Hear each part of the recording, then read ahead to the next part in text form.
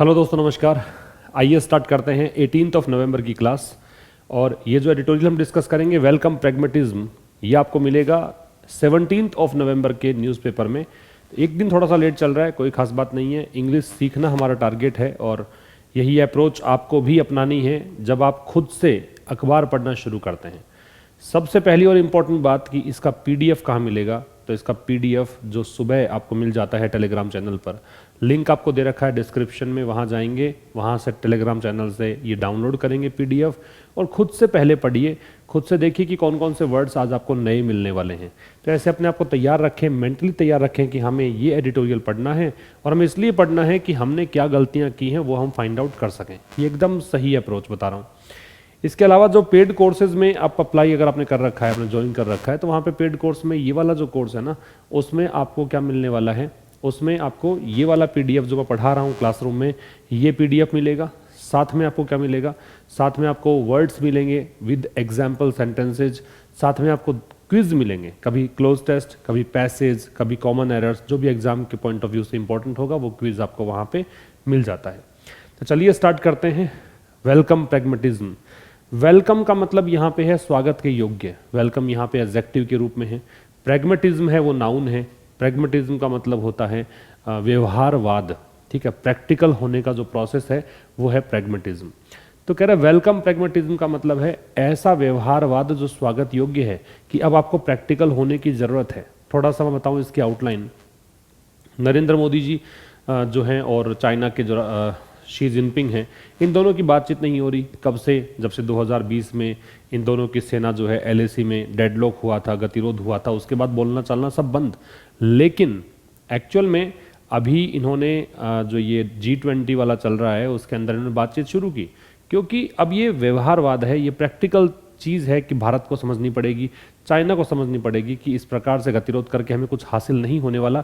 हमें आगे SCO की मीटिंग भी करनी है, यहाँ पे G20 वाली मीटिंग भी है। तो इन सब के अंदर जो मेंबर कंट्रीज़ हैं, इसमें पाकिस्तान भी आएगा, यहाँ पे चाइना के प्रतिनिधि भी होंगे, तो वहाँ पे बात तो करनी पड़ेगी आपको। तो इसलिए ये व्यवहारिकता है, इसलिए लेखक ने नाम रखा है welcome pragmatism.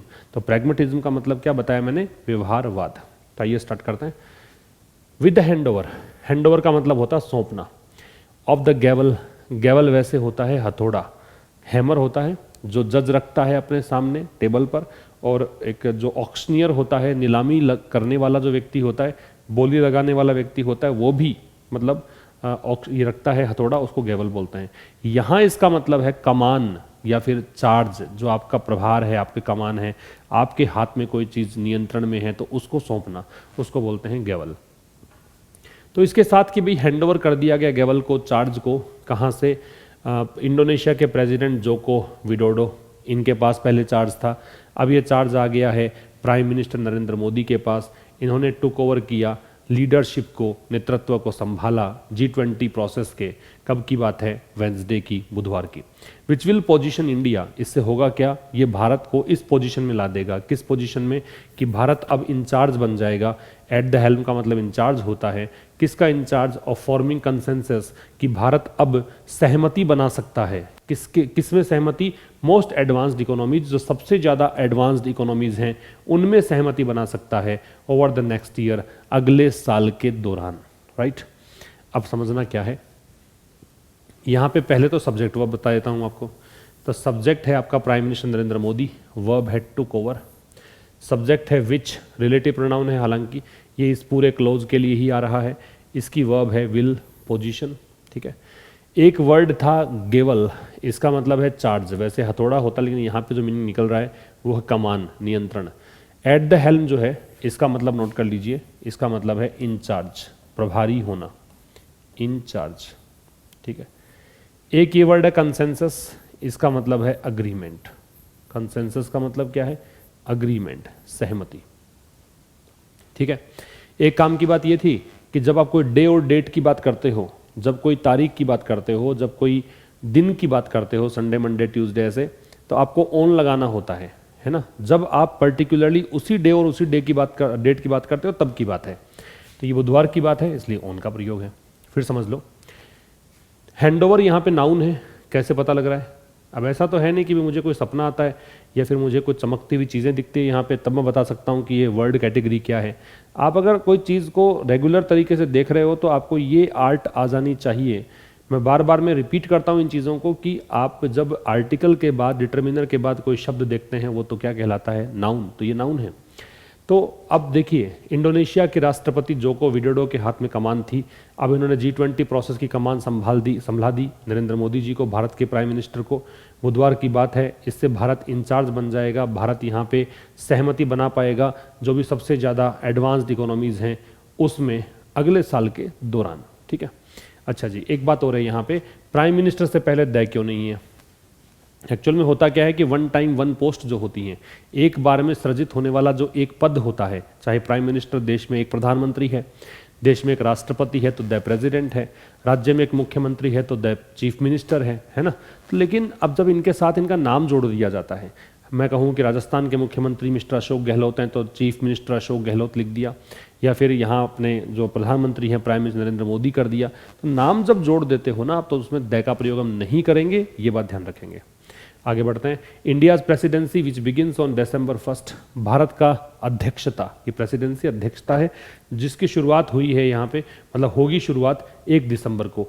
Comes at A time, ये एक ऐसे टाइम पर आएगी when the world faces economic hardship, जब पूरी दुनिया आर्थिक तंगी को झेल रही है, एंड ग्लोबल रिसेशनरी ट्रेंड्स, और पूरे विश्व भर में आर्थिक मंदी के रुझान सामने आ रहे हैं, उनको झेल रही है उस टाइम पर। एक बार फिर समझिए, इंडियाज प्रेसिडेंसी, ये विच दे रखा रिलेटिव प्रोनाउन, इसका संबंध है इस प्रेसिडेंसी से, इसकी वर्ब है बिगिंस। ठीक है।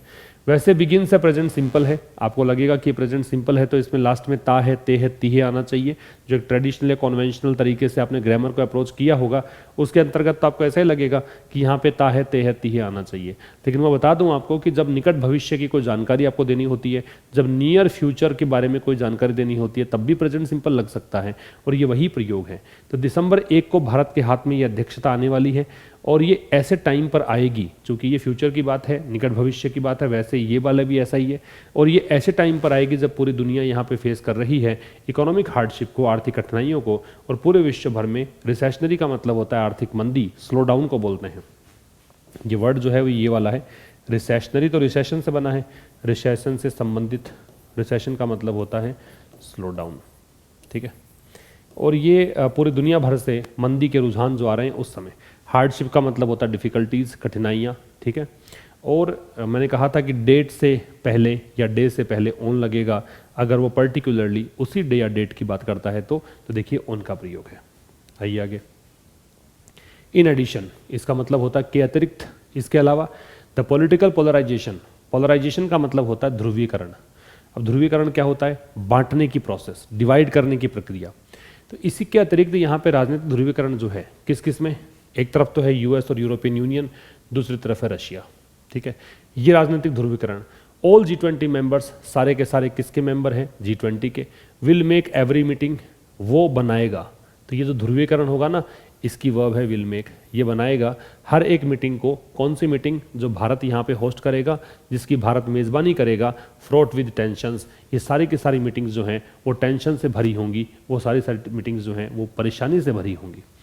फ्रॉट का मतलब नोट कर लें, फ्रॉट यहाँ पे एक एडजेक्टिव है। सबसे पहली बात तो फ्रॉट का वर्ड कैटेगरी क्या है? एडजेक्टिव है।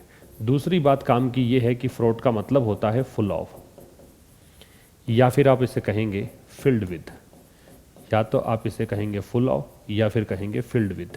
इसका मतलब है भरा हुआ होना, ये इसका मतलब है। ठीक है। तो फिर समझ लीजिए। तो इसके अलावा जो राजनीतिक ध्रुवीकरण है किस किस के बीच में, एक तरफ तो है यूरोप और यूरोपियन यूनियन और अमेरिका, दूसरी तरफ है रशिया। सभी सारे के सारे G20 के सदस्य हैं, ये यहाँ पे हर मीटिंग को बनाएंगे। कौन सी मीटिंग? जो भारत होस्ट करेगा। क्या बना देंगे? फ्रॉट विद टेंशन, इसको टेंशन से भर देंगे। ठीक है। सब्जेक्ट है पॉलिटिकल पोलराइजेशन, वर्ब दे रखी है विल मेक।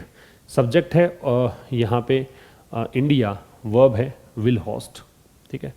और ये ऑल G20 मेंबर्स जो है ना, ये यहाँ पे कह रहा है कि ये इसकी जो वर्ब है, मतलब ये मैंने हाईलाइट कर दिया गलती से, इसको ऐसे मानो कि जो राजनीतिक ध्रुवीकरण है इनके बीच में सभी जो G20 मेंबर्स हैं ये बनाएगा प्रत्येक मीटिंग को। तो यहाँ पे जो ये पोलराइजेशन की वर्ब तो हो गई विल मेक, और आगे इंडिया की वर्ब है वो होस्ट है। ये गलती से मैंने इसको हाईलाइट कर रखा है, ये सब्जेक्ट नहीं है यहाँ पे। आगे कह रहा है कि but the G20 summit, summit क्या होता है? समिट का मतलब सम्मेलन होता है, समिट का मतलब मीटिंग होता है ना, समिट का मतलब सम्मेलन, मीटिंग। लेकिन जो G20 समिट है, सम्मेलन है, कहाँ पर? बाली में। बाली कहाँ है? इंडोनेशिया में। प्रोवाइडेड सम पॉजिटिव सिग्नल्स, इसने प्रोवाइड किए, इसने प्रदान किए क्या? कुछ सकारात्मक संकेत। सिग्नल क्या होता है? संकेत। पॉजिटिव का मतलब क्या है? सकारात्मक। सम का मतलब कुछ, प्रोवाइड का मतलब प्रदान किया। पास्ट इंडेफिनिट है, सेकंड फॉर्म है। सब्जेक्ट क्या है? G20 summit. वर्ब क्या हो गई? प्रोवाइडेड। आगे देखिए, डेस्पाइट फियर्स, तो डेस्पाइट को मैंने हाईलाइट कर रखा है, तो आप लिख लीजिए इसको। बहुत बार हालांकि हम पहले भी डिस्कस कर चुके हैं, लेकिन मान लिया कि कुछ नए विद्यार्थी होंगे चैनल पर, उसके लिए मैं एक बार फिर से लिख देता हूँ। In spite of. In spite of का मतलब क्या होता है? के बावजूद। इसको हिंदी में जब पढ़ते हैं आप तो इसका मतलब होगा के बावजूद, ये मतलब है इसका, ठीक है। तो फिर समझ लीजिएगा। लेकिन जो G20 समिट है, सम्मेलन है, कहाँ पर? बाली में, उसने कुछ पॉजिटिव संकेत दिए। आगे कह रहा है डेस्पाइट फियर्स, फियर्स का मतलब आशंकाएं, डर। इस डर के बावजूद, इन आशंकाओं के बावजूद कि G20 मेंबर्स वुड फेल, कि G20 के सदस्य जो हैं वो असफल रहेंगे कोई भी जॉइंट स्टेटमेंट लेने में। मतलब कोई भी ऐसा ज्ञापन नहीं आएगा जिसमें सारे के सारे सहमत हों, सारे मेंबर्स एक ही बात बोलें, ऐसा नहीं हो पाएगा। इस चीज़ के बावजूद भी जो शेरपाज हैं, देखो एक तो शेरपा होते हैं जो माउंट एवरेस्ट या हिमालय पर चढ़ाई के दौरान जो एक प्रकार से एस्कॉर्ट करते हैं, जो आपकी मदद करते हैं, गाइड होते हैं, वो शेरपा कहलाते हैं। एक शेरपा का मतलब यहाँ पे जो है वो डिप्लोमेट है, ठीक है ना, इसका मतलब है डिप्लोमेट, राजनयिक कह सकते हो।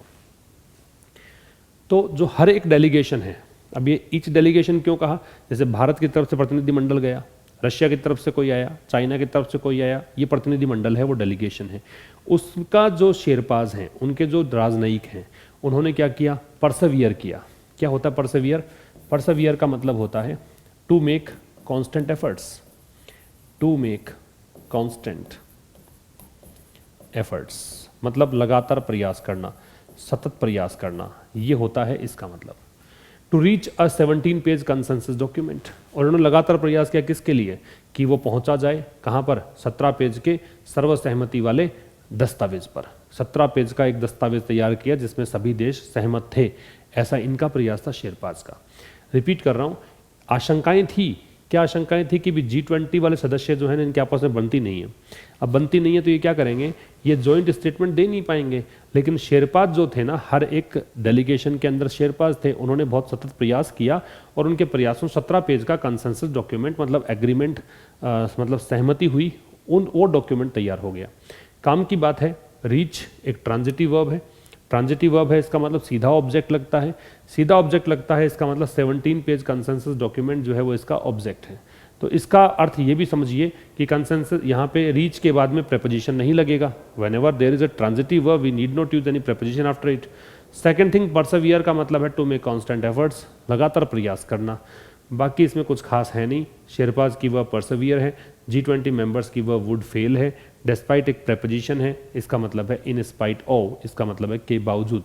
स्क्रीनशॉट आप इसका ले सकते हैं। आगे देखिए, एक्सपेक्टेडली, ये एडवर्ब है।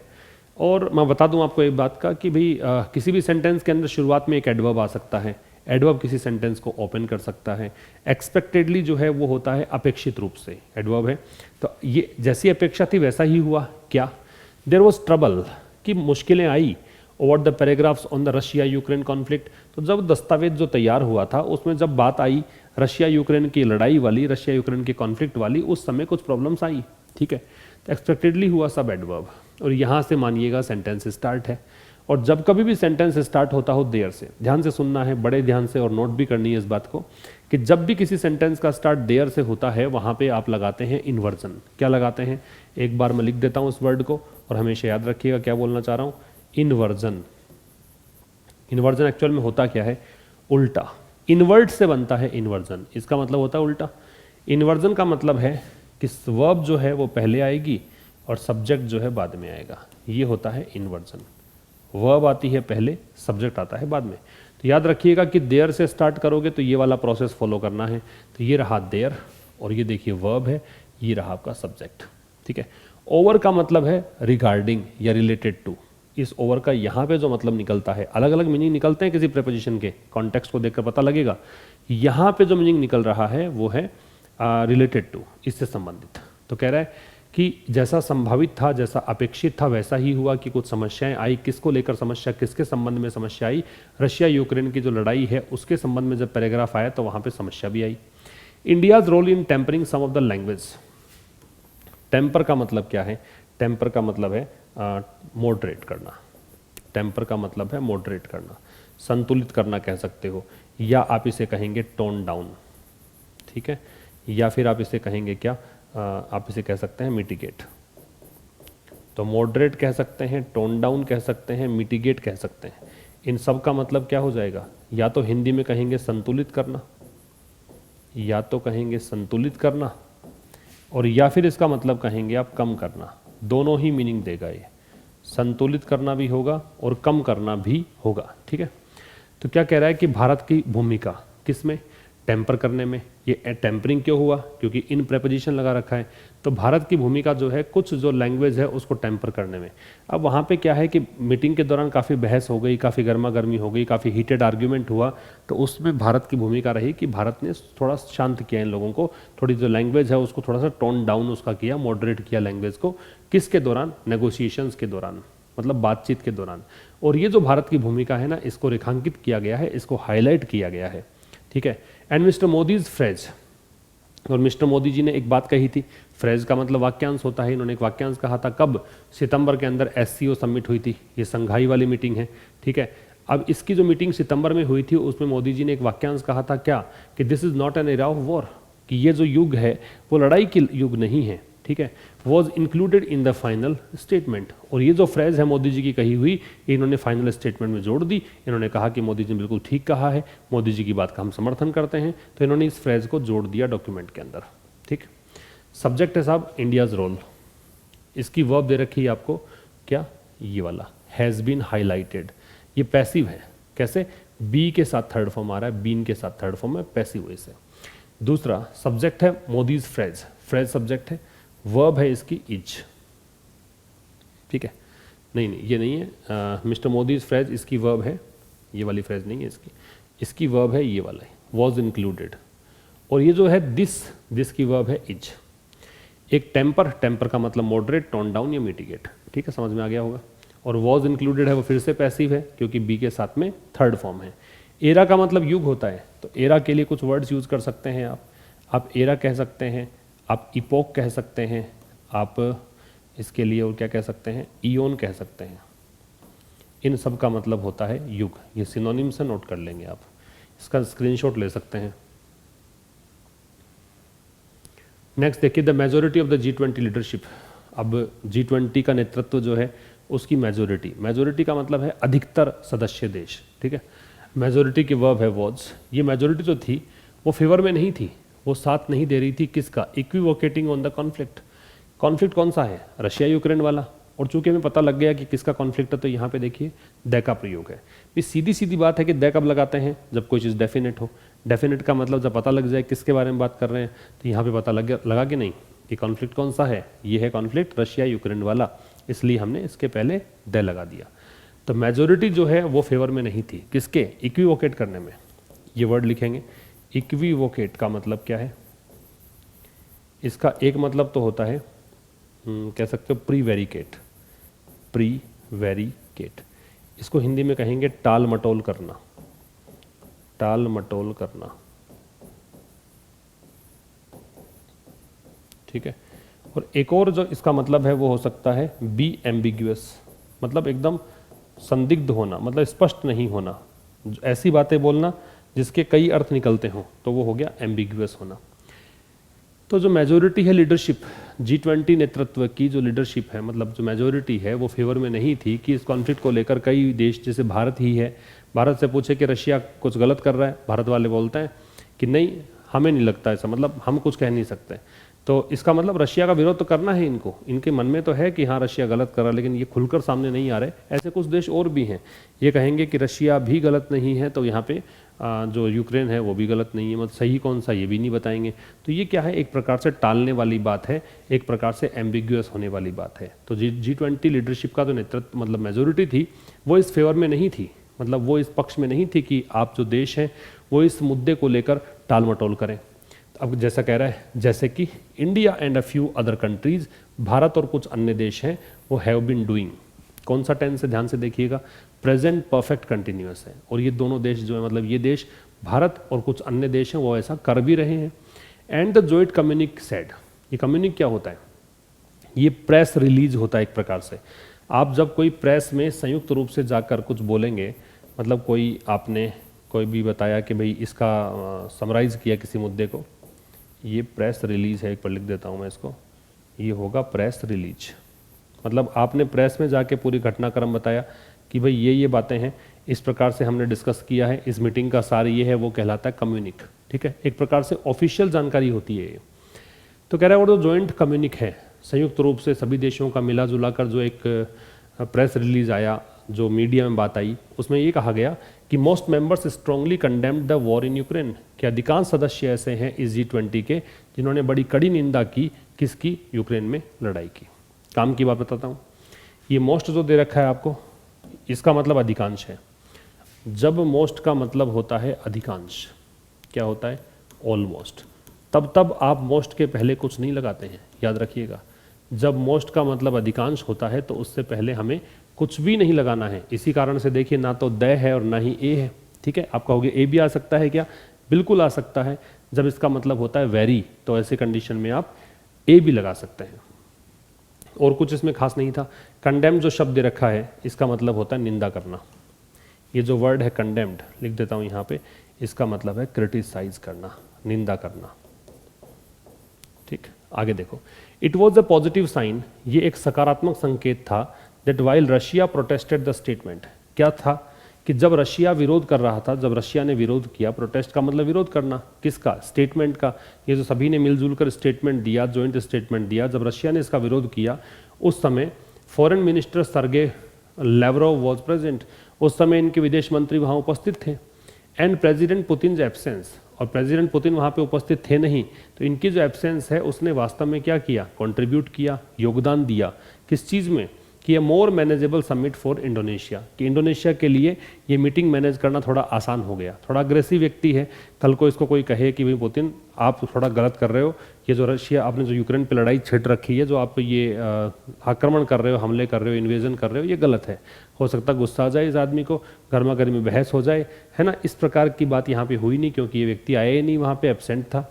सब्जेक्ट देखिए क्या है, सब्जेक्ट है यहाँ पे इट, वर्ब है इसकी वॉज, रशिया है सब्जेक्ट, वर्ब है प्रोटेस्टेड, सब्जेक्ट है लैवरोव, वर्ब है वॉज, एब्सेंस है तो कंट्रीब्यूटेड है, और कंट्रीब्यूट के साथ में लगता है टू, योगदान देना।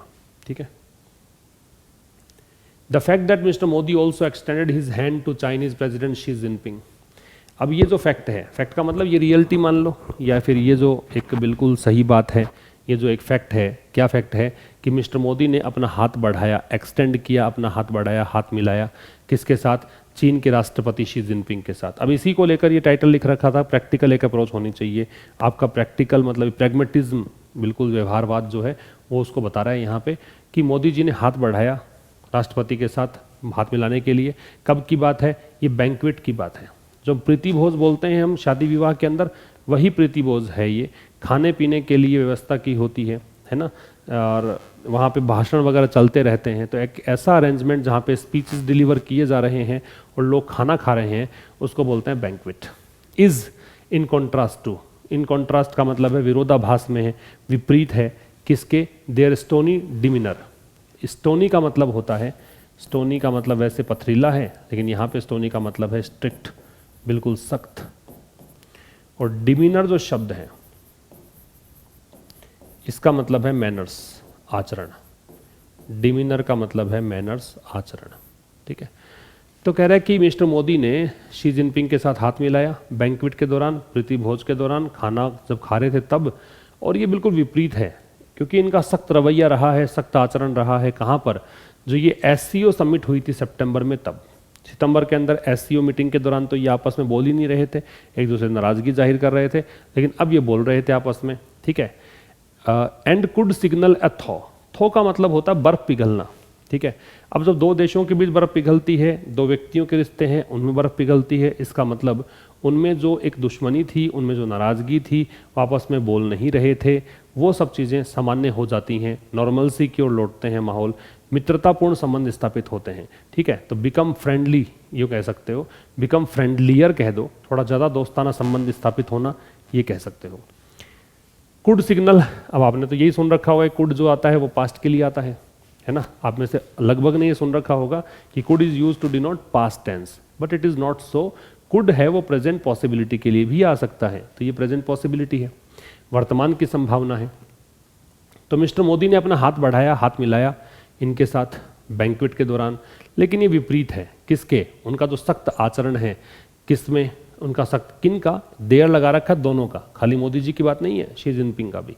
इनका जो सख्त आचरण है एससीओ समिट में सितंबर में देखने को मिला, और ये संकेत देता है क्या? अथॉ इन टॉक्स, की बातचीत में इनके रिश्ते बहाल होंगे उन दोनों के बीच फॉर द फर्स्ट टाइम, पहली बार, since the LAC standoff begin in 2020। कब से पहली बार काउंट कर रहा है कि भाई 2020 में जो एलएसी पे स्टैंड ऑफ हुआ, एलएसी है भारत और चाइना के बीच की boundary, line of actual control, ठीक है, उस पर जो यहाँ स्टैंड ऑफ शुरू हुआ। स्टैंड ऑफ क्या होता है?